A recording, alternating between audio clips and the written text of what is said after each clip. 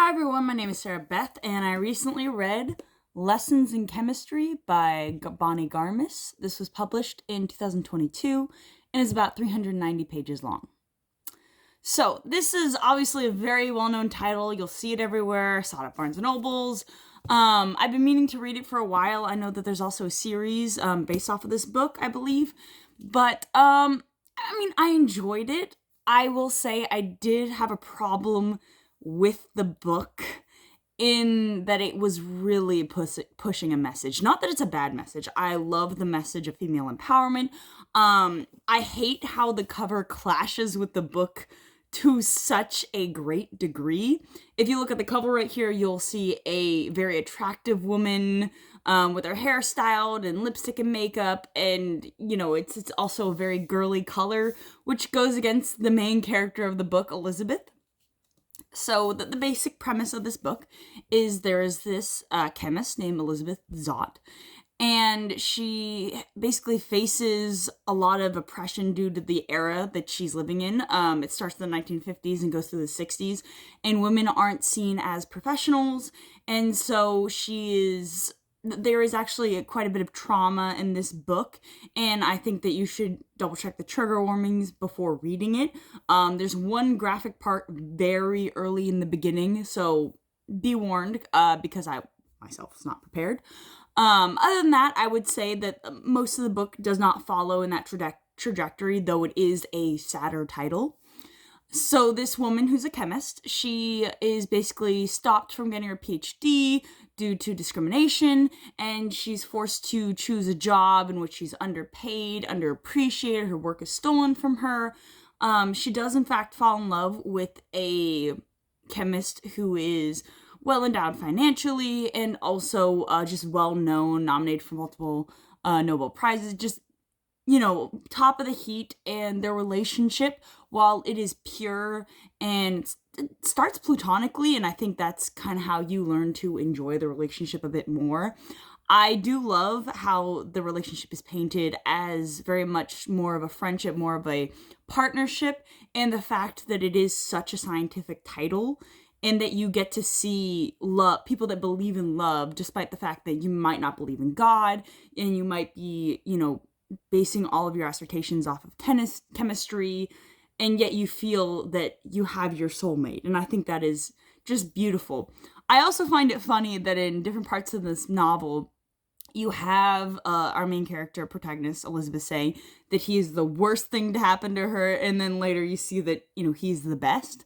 Because, let's say Calvin, her love interest, was definitely a troubled character, but he never hurt her. Like, there is lying, there is deceit, but it wasn't with any ill intent involved, which I enjoy and I appreciate that. Anyway, if you've ever kind of seen that there's a bit of cooking in this book, it's due to the fact that she does actually get fired from Hastings. I won't explain why. And that is the research center she's working for and being underappreciated. And she becomes a TV host. And she has a child at the time, so she's mostly just trying to support this child and going to, this huge lengths and kind of degrading her character to be on this show, which is for women, but at the same time, she will not betray her character. She says, I'm going on a lab coat. You're not putting me in a skinny little dress. I'm not skimpy. I'm not dealing with all these. I'm not going to use layman's terms. These women are going to learn.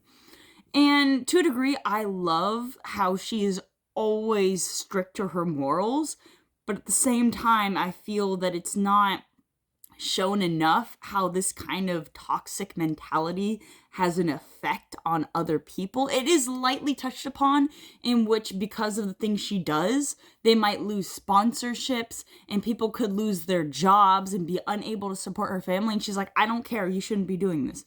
Which is fine if it only affects you, but it affected so many people. And I thought it made her an awful character. It made me really dislike her, because to have so much just disregard for other people just to stay true to your morals when you yourself are sinking below yourself and trying to make yourself feel better, you're jeopardizing other people. Because there is something to be said about a woman who doesn't wish to pursue a scientific career.